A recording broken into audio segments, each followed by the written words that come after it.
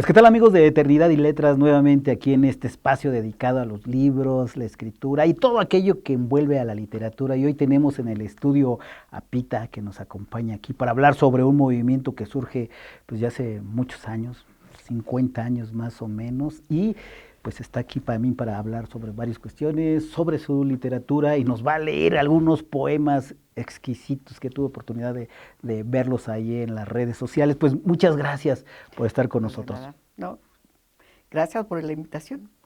Primeramente, Es un honor. perteneces a y eres fundadora de un movimiento del siglo pasado, de los infrarrealistas. Explícanos cuál es el concepto. Pues tomando en cuenta justamente el contexto histórico, pues estábamos en un momento histórico en el que el monopolio del Estado era terrible y eso en todos los ámbitos, ¿no? Y en la literatura, en las artes, todo era monopolizado por grupos de poder. Y entonces, como buenos adolescentes, jóvenes, lo que queríamos era derrocar justamente esos monopolios, esos, esos grupúsculos, Ujú. ¿no? Que estaban muy liados con el PRI. Y por un lado, eso de una posición política, y por el otro lado estábamos pensando en justamente en las vanguardias que estaban existiendo en toda Latinoamérica, que estaban existiendo en Francia, que estaban existiendo en Europa, en América Latina, en Estados Unidos, y aquí todavía seguían en una poesía bucólica o, por el otro lado, de estos artificios literarios, como los que hacía Octavio Paz, o bien los manifiestos que más bien parecían eh, propaganda política, ¿no? Entonces, ¿cómo hacer para Ujú. que esa poesía pudiese ser esa militancia política, esas ganas revolucionarias, ¿no? Integrar esta posición política con esta posición literaria, artística, cultural, que tenía que ver, rompamos tanto los monopolios políticos como los monopolios culturales y démosle a la poesía otra vida, otro camino de manifestación, otra manera de escribir, otra manera de difundir. Y entonces una de las cosas que se ponían en la mesa era la poesía sucede en cada momento, la poesía se hace en la calle, la poesía no es la academia, la poesía es la vida, la poesía es revolucionaria por sí misma, ¿no? Entonces, sobre eso hubo muchos encuentros afortunados y pues finalmente se hizo un pequeño manifiesto y fuimos un grupo de jóvenes muy entusiastas, muy disidentes y pues y pasamos a la historia por los escándalos, ¿no? y, y por la novela de Roberto Bolaño, pero en realidad pues, seguimos escribiendo, seguimos militando, seguimos siendo, ¿no? Seguimos siendo amigos, seguimos vivos, pues. O sea, el infrarrealismo no nada más son los detectives salvajes. No, para nada. No, no. De hecho, yo creo que más que Roberto Bolaño, que es finalmente sí el más conocido, el traducido a 120 idiomas o cosas así, publicado por Random House y demás. Creo que verdaderamente el espíritu del infrarrealismo lo representa más Mario Santiago. Mario Santiago Papasquiaro, que verdaderamente era no solo un revolucionario poético, de verdad su Ujú. poesía tiene una fuerza que ninguno de nuestros contemporáneos logró, y su posición de la vida, su actitud en la vida era muy, pues muy apegada a las culturas subterráneas y a esta marginalidad buscada, ¿no?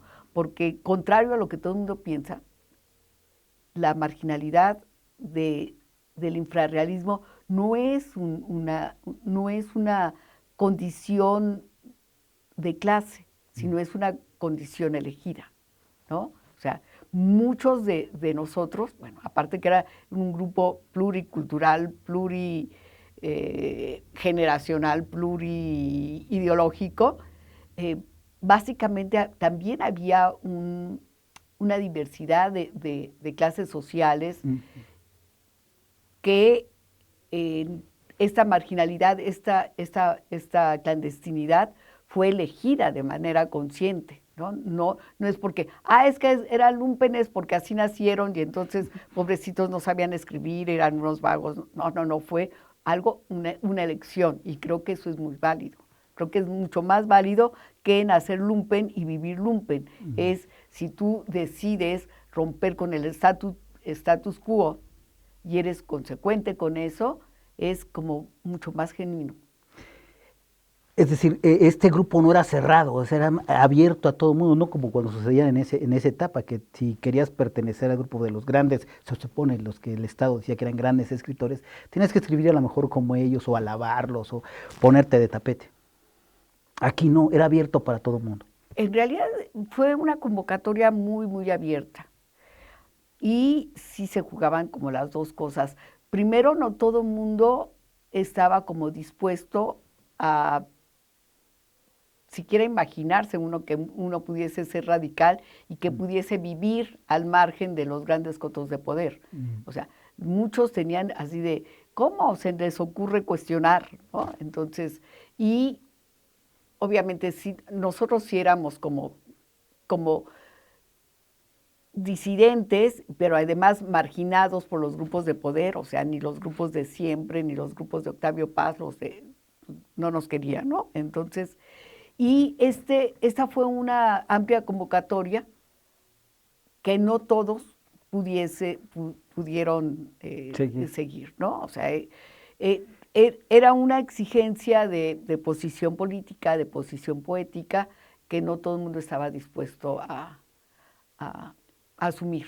Y por otro lado, y por otro lado, sí es cierto que, como en todas las vanguardias, hay grandes personajes con personalidades muy, muy fuertes que, y como en todos, y además siendo tan jóvenes, eran también rivalidades pequeñitas y personalidades diversas, y pues sí había todo tipo de conflictos, y entonces unos entraban y volvían a salir, y luego aparecían 5 años después. O sea, es un movimiento que todavía tiene vida y que todavía sigue teniendo inclusive esos conflictos, ¿no? O sea, bueno, sí eres, pero no eres, y tú eres porque eres mi amigo, y sigue sucediendo, ¿no? Pero creo que una de las cosas fundamentales, ¿no?, que nos hace todavía estar tan unidos es, uno, el amor que nos tenemos entre nosotros, y permanecer en esta elección un poco de no jugar a ser el escritor que va a ganar el premio Aguascalientes, ¿no? Y creo que esas permanencias nos permiten seguir juntos. ¿Qué te parece si nos lees algo de tus poemas? Ok. Bueno.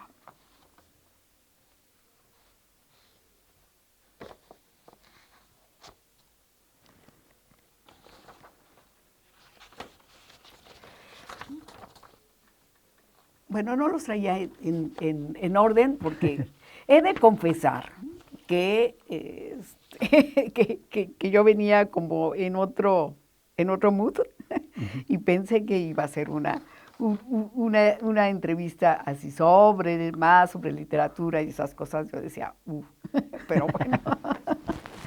En fin, y para entrar como justamente en esta batalla que seguimos continuando y que mantenemos, es un poema que leí por primera vez en 2012, justamente en el campamento de los chicos que comenzó en la Ibero, y que estábamos pidiendo que por favor, ¿no? O sea, no queremos a Fox, no teníamos, o sea, que era este movimiento político cultural, y había campamento cultural. Entonces se llama 2012. Dice: ahora en mi país se baila, sin son, pero con ton. De que el llanto ahogado, de que el grito desahuciado, la vida está cara, la muerte viva. dólares o euros, tribunales y quimeras, poderes, préstamos, pagos, usurpadores, arribistas, banqueros, policías, menudistas, la hora de la mañana, las 7 plumas, las 32 órdenes, desnúdate, quema tu casa, alquílate por medio kilo, tortilla, techo, metro, atrás la televisión, apaga el spot, incendia la controversia, atropella la elección, compra, vende, entrega, desembolsa. La pistola está en el aire, la muerte becada. Gracias por darnos trabajo, le debo mi niñez, me quedo con la ternura. Usted es tan joven, puede desesperar. Los Slim, los Azcárraga, los Garza, los Salinas, los Zambrano, los Peralta, los Hernández, sus Monex, yates, torres, sus jet sets, sus felices jetas. Los Peñas, los Calderones, los Maderos, los Beltrones, los Fernández, los Gordillos, los Chuchos y sus secretarias y sus trolls. La cotización en la bolsa, perdone usted. Mi mascota es más importante que su vida. Perpendiculares a tus oficios, no más sangre, no más sangre, no más sangre. Son las 12 horas del 2012. Que vivan los estudiantes juntitos y bailando. Un hurra por los mexicanos libres. Que viva México, carajo. Que viva México. Pues acabamos de leer, escuchar este trabajo de Pita que se llama 2012, es algo contestatario. ¿Qué les decía al Estado? ¿Cómo a ustedes, al grupo de los infrarrealistas cuando eran jóvenes? Y más en una etapa donde era pues más violento, más discriminatorio y más persecutorio, ¿no? Bueno, pues estamos hablando que nosotros nacimos, empezaron estas convergencias en los 70s, y la gran reunión fue en el 75, y estamos en una época en la que, Luis Echeverría era un genocida, aunque se mostraba de manera internacional en cosa latinoamericana y recibía a Salvador Allende ¿no? Y dejaba crecer los sindicatos. La verdad es que era un genocida, ¿no? O sea, no nada más por el 10 de junio, sino por lo que hacía con la OIPU, con las guerrillas, con los sindicatos, con los obreros, con los campesinos, con los indígenas, ¿no? O sea, este juego de doble cara era como era el modus vivendi de los políticos, ¿no? O sea, por un lado había una apertura, ¿no?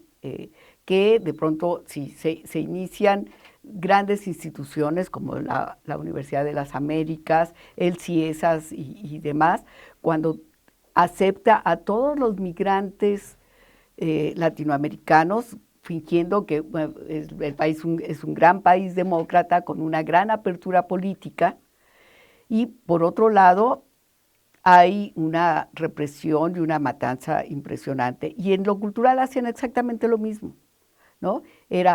Vamos a hacer estos movimientos, por ejemplo, de cine independiente, ¿no? Y entonces están los jóvenes que habían estado militando en el 68, en el 70, invitados por el Estado a hacer nuevas cosas. Pero finalmente era este grupo en donde tenías que pasar por la censura del Estado, ¿no? Y entonces, ciertamente, los jóvenes rompen con la gran corporación de los sindicatos de cine y forman un movimiento independiente, pero es un movimiento independiente, como todo sucede en este país, que finalmente sigue siendo dependiente del Estado, ¿no? O sea, todo lo independiente aquí finalmente es el Estado, ¿no? Y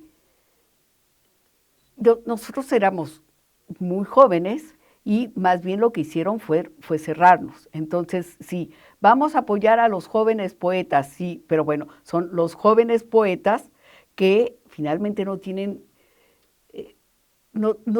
esta marcada disidencia. Sí, hay algunas voces novedosas en la literatura, pero finalmente ninguno estaba dispuesto a romper, ¿no?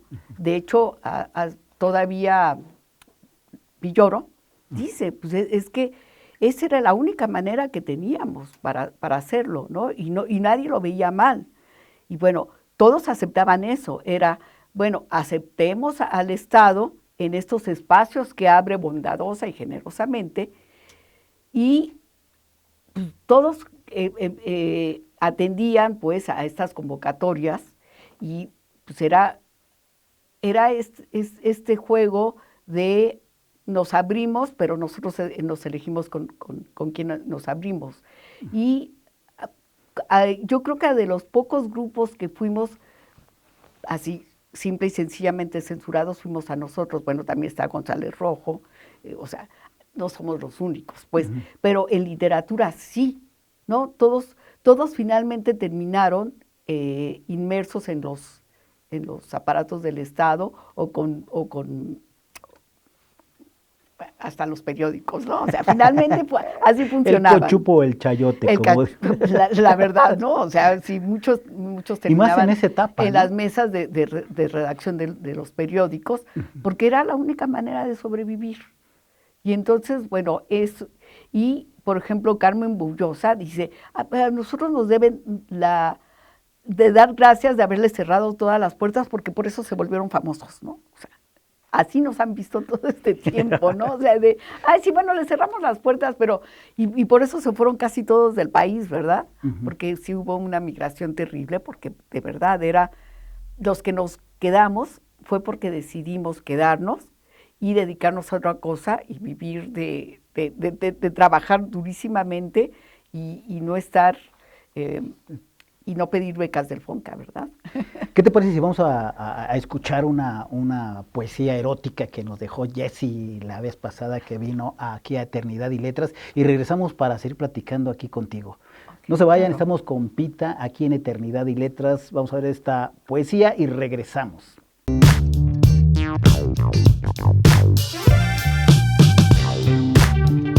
Mi mujer. Me encanta ver cuando sus curvas caminan por la habitación. Esa seguridad de ella misma es tan sublime que la hace ser única. Sus pechos rebotan al son de su sensual paso. Sus glúteos tan llenos de orgullo al saber lo que son. Así es mi mujer, con un vientre un poco abultado por los hijos que ambos hicimos con amor. Su barriga llena de estrías y flácida, pero a ella no le incomoda para nada, pues ella es muy segura de quién es. Sus pechos antes eran firmes y grandes, ahora cayeron en el cumplimiento de su deber, pero ella aún así es muy feliz.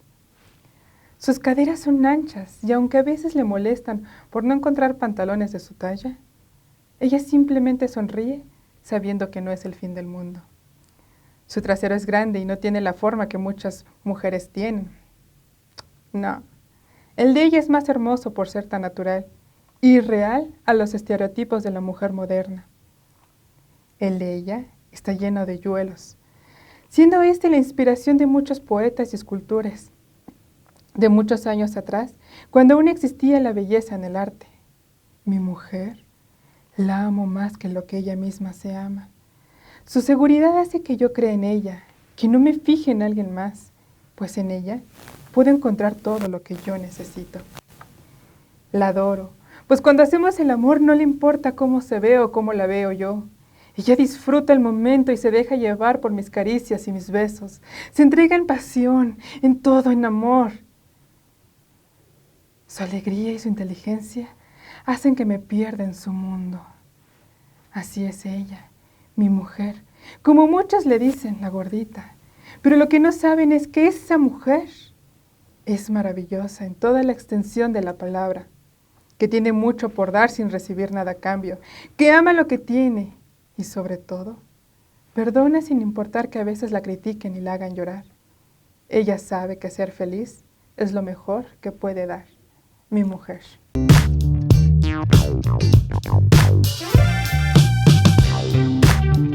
Conmigo y sin mí.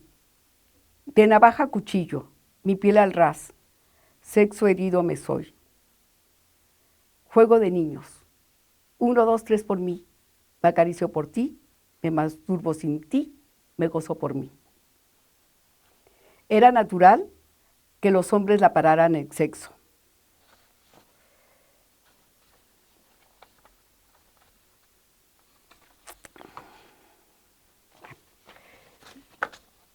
Besos tornasolados. Mis labios están llenos de besos y se desbordan. Hay un beso a Besour, polinizador de tormentas, un beso Ave María, germinador de estrellas, un beso Martín Pescador, huracanado de caricias, un beso colibrí, enardecido por el viento, un beso albatros, descorazonador de heliotropos, un beso con alas de cristal en dunas de sueño, un beso en voz ronca, apagado el aliento, un beso chupamirtos, chupamuertes. Dos más chiquitos, pero que son, este se llama La mandarina de tus labios. Tu piel, mi piel, tus ojos y otra vez la piel, tus labios, oh tus labios, la mandarina de tus labios, tus piernas, mis piernas, las piernas al son, girar los cuerpos, los dedos, las llamas incendiarias, el compás de los cuerpos, tus ojos y otra vez la piel, relámpagos en tus ojos, oblicuos los cuerpos, la piel de tu pecho, toda la piel, el estallido del orgasmo y otra vez tu piel, la piel. Juntos. Me voy en ti, contigo, a través de ti, por ti. Me vengo en ti, contigo, a través de ti, por ti. Y en mí te vienes conmigo, a través de mí, por mí. Solo así, juntos, húmedos, somos.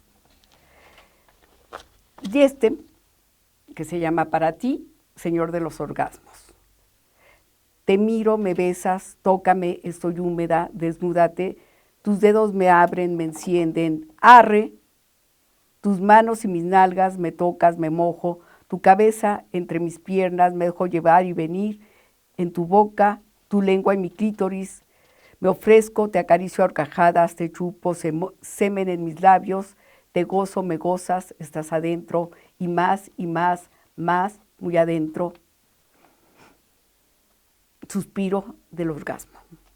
Acaban de escuchar y observar a Pita leernos poesía erótica para continuar con lo que nos dejó Yesidi en el programa pasado. Pues bueno, yo leyendo algunas cuestiones en internet, vi una entrevista que te hicieron, no sé, hace tiempo, que hablaba sobre un documental que estás haciendo que pretendías hacer o estás haciendo sobre el infrarrealismo, visto por las mujeres. ¿Cómo va? ¿Está detenido o avanzado? Está detenido. O sea, está detenido.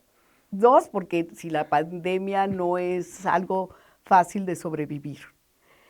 Dos, la pandemia hizo que la política cultural de este país, de por sí bastante débil, o sea, se viniera realmente abajo, ¿no? Uh-huh. Y tres, de verdad, era tal la intensidad de lo que quería decir que más bien lo pensé primero novela, y una vez que esté la novela, entonces ya seguiré el desarrollo. Bueno, de hecho ya es casi la edición del documental. Me faltan algunas entrevistas y tengo más de 70 horas grabadas. Entonces era una cuestión de sentarse a editar y la verdad es que la pandemia no es el mejor lugar para sentarse a hacer eso y los recursos tampoco es que haya muchos, ¿no? Entonces más bien me dediqué a eso, convertirlo en novela. Uh-huh. Entonces, eso es lo que está caminando. Eso y un próximo libro que saldrá de poesía en Barcelona este año. Entonces, más bien trabajé en eso. Y el documental saldrá porque ya está muy avanzado, pero bueno, tendrá su tiempo. Ser mujer es difícil en todos los tiempos, son muy fuertes, sobresalen más que los hombres. A un hombre le da catarro, ya no se levanta y una mujer se para a luchar por los hijos, ¿no? En esa etapa, pues muchas se quedaron en el camino también por ser madres, hay que cuidar los hijos, los hombres tenían que salir. ¿Cómo fue el proceso tuyo para salir bien de toda esa parte? ¿Salir bien? Bueno, eso es un decir, estás aquí, estás gozando de la vida, ¿no? A lo mejor con muchas cosas que tienes que pasar, pero seguimos aquí, ¿no? Seguimos luchando. Pues yo creo que salir de la única manera que podía salir, de la única manera que podía hacerlo, ¿no? Es viviéndola, uh-huh. ¿no? Yo no sé si bien en términos de justo de lo que pide el sistema, de éxito, de trayectoria, o sea, eso no, porque uno, no me importaba mucho, y dos, las condiciones de marginalidad de los ámbitos literarios, o sea, comprometió otras formas de vida, ¿no? O sea, yo finalmente estudié antropología, me dedico mucho a la producción audiovisual, doy clases de cine, etcétera, ¿no? Entonces, son en esta complicada manera de sobrevivir en un país en el que se castiga mucho la disidencia, uno tiene que hacer magia, y sí. O sea, el éxito es que vivo, escribo y soy feliz, ¿no? Es una forma de ver el éxito, porque para Exacto, muchos es de otra forma, ¿no? pero para la gente que es disidente, para que siempre está en lucha contra el Estado o criticándolo, es otra forma que tiene ver el éxito, estar presente y que sea una piedra en el zapato y que le siga doliendo al Estado, ¿no? Exacto, ¿no? O sea, es cómo contagiar todavía ahora justo ese espíritu de no conformidad, de estar criticando al Estado desde todos los ámbitos, ¿no? Entonces, El ni modo. consumismo, también el consumismo nos ha hecho pasivos y estar en el estado de confort, que decir, con eso tengo. Eso también es más difícil ahorita sacar a los chavos y toda la gente que está en eso para ser contestatario, porque nos está llevando el carajo, ¿no? Esta cuestión. Pero a mí es algo que me tiene muy preocupada, ¿no? O sea, ¿cómo vamos a redescubrir una nueva manera de estar en el mundo cuando la geopolítica es tan complicada, ¿no? O sea, cuando los estados con los que nosotros nos peleamos, ahora en algunos momentos tú dices, bueno, finalmente a lo mejor hay algún hilito del Estado que convendría explotar, porque finalmente la organización de base y algunos instrumentos del Estado podrían, por ejemplo, parar o regular o hacer algo con las grandes transnacionales. Yo lo que veo es de verdad una distopía terrible en donde quienes nos gobiernan ni siquiera votamos por ellos. Sí, está el caso de los plurinominales, ¿no? Tú votas por un diputado, pero este diputado nunca sube a tribuna y el que sube es el plurinominal que puso el partido. Y este cuate está viendo los intereses de un grupo en específico cuando tú no votaste por ellos. Así también, y ahorita, por ejemplo, las transnacionales, son los entes supranacionales que se llaman, que llegan al Estado y obligan a cambiar leyes laborales, económicas, financieras, y llevan a la precarización de los pueblos, ¿no? Entonces, ahí tenemos que sacar a toda la gente que visualice esa cuestión que está pasando y que desafortunadamente en muchos medios no sale, ¿no? Nada más sale lo inmediato y lo que te pega en el momento, ¿no? Es que yo creo que son dos, ¿no? O sea, por un lado, las grandes transnacionales, no nada más las de tecnología, o sea, siempre habían dicho, bueno, es que Nestlé es capaz de hacer un golpe de Estado y económico a cualquier Estado, ¿no? Y lo ha hecho sobre todo en África. Y eso es real, es un poder político y económico muy, muy duro, ¿no? Pero a mí el que me preocupa más es el otro, es cómo las tecnologías de la comunicación, ¿no? Las nuevas tecnologías nos han convertido realmente en entes de consumo y ser objetos de consumo, ¿no? O sea, esta relación que tenemos con las otras personas a través de los likes, de la dopamina que te da tener 50 likes, a mí eso me aterra muchísimo más que estas distopías de las que nos contaba Aldous Huxley o Orwell, ¿no? O sea, que tú sentías que el Estado era quien te iba a vigilar, ¿no? Pero ahora ni siquiera sabemos quién nos está vigilando, ¿no? Y además somos felices dándole, o sea, toda la información. Nos conoce mejor que nosotros mismos, ¿no? Nuestras unidades móviles se han convertido en el Soma. Exacto. ¿No? Sí. Entonces es peligroso. ¿Qué te parece si vamos a ver otra poesía? Ahora, ¿de quién sería? De Samuel Segura, que traía un libro que se llama Metal y habla sobre un asesinato allá en Ecatepec y una muchacha que es baterista son los principales actores de esta novela. Cuando tengan oportunidad, pues véanla ahí, del buen Samuel, que ya estuvo aquí en Eternidad y Letras, y seguimos platicando con Pita y escuchando su lectora. Nos vemos, no se vayan.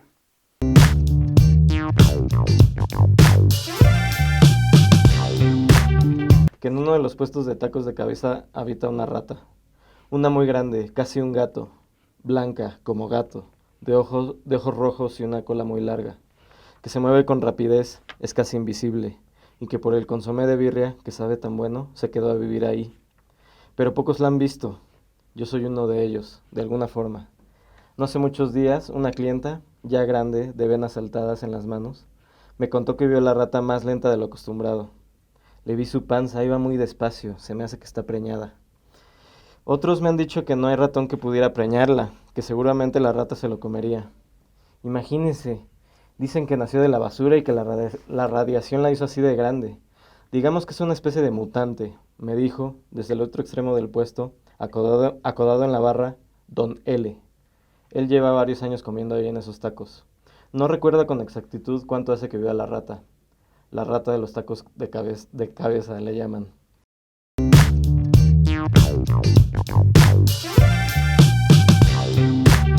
Pues qué tal, seguimos aquí con Pita en la última sección de Eternidad y Letras y le agradecemos mucho haber estado aquí con nosotros y bueno, seguimos a mí se me figuraría como que el infrarrealismo es como la crónica llevada a la poesía, porque ves todo lo que está pasando, lo plasmas así, tan cruda, tan alegre, tan buena, sí, a la poesía, lo que estás viendo.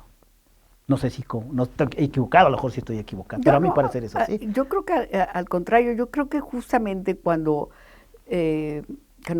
Mario Santiago decía la poesía mexicana se divide en dos, ¿no? El infrarrealismo y lo demás, era porque justamente rompimos, bueno, fuimos los primeros de hablar y de caminar en las calles, ¿no? De hablar lo que pasaba en las calles, de describir lo que pasaba en los parques, de hablar no nada más con los sindicalistas, no nada más hablar con los obreros, sino hablar con la gente de la calle, y el caminar la calle, vivir en la calle, estar en la calle, nos daba justamente algo que no tiene nada que ver con estos poetas que se encierran en la calle, en su estudio, muy cómodamente, ¿no? A pensar en la inmortalidad y en estas, en algunos momentos hasta faltos dilemas ontológicos, ¿no? O sea, uno puede ver de sí soy, pero no soy, y a la gente le parece profundísimo, ¿no? O sea, dices, a ver, esta dicotomía, ¿no? Del mundo occidental, que ni siquiera ponen en entredicho, sino que les parece esta metafísica literaria, ¿no? Que era todo el grupo de Paz y mucho de Bonifaz Nuño y de la mayor parte de los poetas de esas generaciones, les parece interesantísimo, ¿no? Nosotros no estábamos en ese dilema, ¿no? Nuestro dilema era: hay una angustia histórica, hay gente muriéndose en la calle, pero también están los teporochos que viven felices, y entonces esa es la vida, no encerrados en un estudio hablando acerca del más allá, ¿no? Y creo que eso es la gran certeza y la gran aportación del infrarrealismo. El salir y vivir la poesía en el momento, en la calle y en la vida cotidiana, ¿no? Y que desafortunadamente a nosotros nos exigían leer en las escuelas, ¿no? Y no te daban la opción de decir, pues lee cualquier libro que tú quieras, pero lee. Te decían, tienes que leer eso, y pues a veces nos cansaron porque nos dieron unos librosotes gigantescos que eran pesadísimos, ¿no? Y además de hombres. Y de hombres, ¿no? Además, ni siquiera de mujeres. Yo nunca leía a Rosario Castellanos, por ejemplo. A mí no me tocó, ¿no? O sea, yo no leí mujeres durante mucho tiempo porque no existían, ¿no? Y de hecho, retomando un poco, es la vida inclusive de las mujeres dentro del infrarrealismo era muy, muy diferente, y nuestras nuestras identidades pues, no tenían como este anclaje con mujeres mexicanas tampoco, ¿no? O sea, más bien sí podríamos hablar de la de Kollontai o de Rosa Luxemburgo, pero aquí en México no encontrábamos, y no es que no hubiera, es que no se conocían, ¿no? O sea, por ahí sí, bueno, alguna vez hablamos de Unice Odio, pero no había como estas mujeres que sí existían, pero que nadie las conocía, era verdaderamente terrible. El contacto que tienen con el gran cocodrilo de Efraín Huerta, ¿cómo fue ese enlace? A mí me gusta mucho la escritura de Efraín Huerta, ¿no? Bueno, me gusta, ¿no? Entonces, ¿cómo fue ese contacto? ¿Cómo fue ese acercamiento con ese personaje? Pues es que justo era estos pocos personajes que se permitían ser ligeramente autónomos y que entonces ellos, siendo disidencia, podían permitirse navegar entre, bueno, estos periódicos que, bueno, sí eran de derecha, pero que tenían como una cierta apertura para voces como Revueltas o como Efraín, y que en el fondo lo que ellos necesitaban era justamente ese contagio con los jóvenes, por eso les caíamos tan bien, ¿no? Porque entre sus generaciones, por más que Román Revueltas y todo han dicho, no, si Efraín se reconcilió con Octavio Paz, no, la verdad es que lo que quería Efraín era tener estos ecos con la disidencia, ¿no? El caso de Revueltas y Ocaranza, ¿no? O sea, estos nexos entre nodos, ¿no? Entre estos pocos rizomas que había, porque la disidencia era muy acallada y entonces yo creo que por eso les caíamos bien, ¿no? Porque finalmente nos veían como parte de esa disidencia, de eso que ellos habían sido y que seguían siendo, ¿no? Si bien ya no tan confrontativos, bueno, yo creo que Revuelta se cansó de estar en la cárcel y entonces, bueno, ya no rompía tanto las reglas, pero su espíritu seguía siendo rebelde hasta el día de su muerte, ¿no? ¿Cómo ves el movimiento feminista ahorita en la actualidad? Mira, yo creo que es una súper gran revolución, es una insurrección y como todas las insurrecciones hay de todo un poco, pero creo que se está poniendo en entredicho parte fundamental de la civilización como es ahora, ¿no? Yo no sé si realmente poner en vilo el patriarcado puede implicar también poner en vilo estas grandes transnacionales, estas grandes macroideologías que nos convierten en un consumidor. O sea, ¿cómo hacer que realmente el feminismo ponga en vilo este postcolonialismo, este postcapitalismo, que es tan difícil de aprender, ¿no? Entonces, yo creo que el feminismo está poniendo en vilo los cimientos del patriarcado, de la hegemonía, de lo heterosexual y demás, pero yo no sé si de verdad vaya a ser absorbido por estas grandes ideologías, que ya no son ideologías, son puros poderes económicos, y va a ser un movimiento que empuje un cambio civilizatorio, pero híjole, ¿no? Sí, o sea, sí, el anarquismo pone en vilo el poder, bueno, sí, y hacemos cambios desde abajo, pero la verdad es que el cambio del sistema, el cambio un cambio civilizatorio, la verdad es que en este momento yo no me imagino que se necesita. ¿Qué nos vas a leer? Esto es la última parte del libro que te digo que va a salir en Barcelona en pocos meses y que se llama Solo soy cuerpo y palabras. Entonces, este es ya de los últimos poemas del libro y se llama Día X. Día X del mes Y del año Z. Desaparezco la memoria. Fulmino el tiempo. Mi cuerpo siente. Las palabras descifran. Soy la mano derecha que escribe y la mano izquierda que toca. Mis brazos sostienen elevadas vocales. Crack, crack, requiebra mi cuello. Yo soy la mujer en negro arropada. Soy noche, invisible, irreversible. Los pies que rumban entre la basura de las aceras, los autos extraviados. Mis pies inundados de ciudad bajo las nubes en este estado de sitio. Soy ciudad, humo, acera, muchedumbre, cielo gris, agua, mugre. Mi ciudad, cuenca habitada, desecada, donde se camina y se habla, donde se muerde el hambre, boca abierta, lánguido el cuerpo. Solo los pájaros cantan, los niños de sangre ruda no, las niñas mudas de aliento no, solo cantan los pájaros grises del asfalto. Está padre eso de los niños de la sangre ruda. Ya nos han hecho de cristal últimamente. ¿Qué piensas sobre esa cuestión, la nueva generación de cristal que se le está denominando? Que es justamente eso lo que me preocupa, son la primera generación de metadatos, ¿no? Son esta primera generación en donde la disidencia es apagar el celular, ¿no?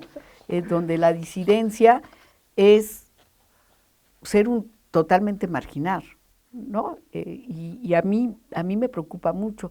Yo no sé si son muy sensibles o están siendo educados por las grandes tecnologías para hacer este cambio de emociones, de no profundizar mucho las cosas, de estar dopados con los likes, de estar quebrantados porque te dejaron en silencio, ¿no? Y entonces sus referencias emocionales, sus referencias existenciales, sus referencias de vida están conectadas a las grandes computadoras que están en todo el mundo, ¿no? Y a mí eso me preocupa. La rebeldía no necesita perdón. No, ya tienes aquí abajo a Ricardo Flores Magón. Sí, gran ideólogo. Ese es uno de los ideólogos que yo tengo. Todo su pensamiento. Una vez dijo que podría tener encarcelado su cuerpo, pero su mente siempre sería libre, ¿no? Qué padre de este cuate, ¿no? Exacto. Entonces, ¿no? O sea, prefiero vivir, prefiero que me maten a vivir de rodillas, ¿no? Es eso. Yo comulgo totalmente con ellos, ¿no? Pues, Pita, muchas gracias por haber estado aquí con nosotros en Eternidad y Letras. Te agradecemos, espero que no sea la primera vez, sino pues varias que vengas con nosotros a platicar sobre diversos temas, ¿no? Ya platicaremos sobre otras, sobre política. Ya ves que soy bien chismosa. Sí, nos faltó hablar sobre política cultural, que te decíamos, no es necesario nada más ponerte un huipil para tener una cultura buena, sino tener muchas cosas. Hace falta mucho, está muy abandonada la cultura en México, ¿no? Entonces tenemos políticas públicas que se necesitan, más apoyo a las cuestiones artísticas, culturales y toda esa cuestión que nos hace falta mucho, ¿no? No, claro, las políticas culturales hacen que no salga mi documental, que me cueste trabajo sacar mi novela, etcétera, ¿no? O sea, somos parte de, y hay que seguir exigiendo, hay que seguir haciendo propuestas y hay que seguir tratando de ser autogestivos en hasta donde se puede, ¿no? Pero también la gente necesita comer. Así es. Entonces también necesitamos políticas culturales incluyentes, abiertas, incluyentes, ¿no? Pues te agradecemos mucho haber estado aquí en De Eternidad y Letras y nosotros nos vemos en la próxima con alguien que ya pasó a la historia. Hasta la próxima.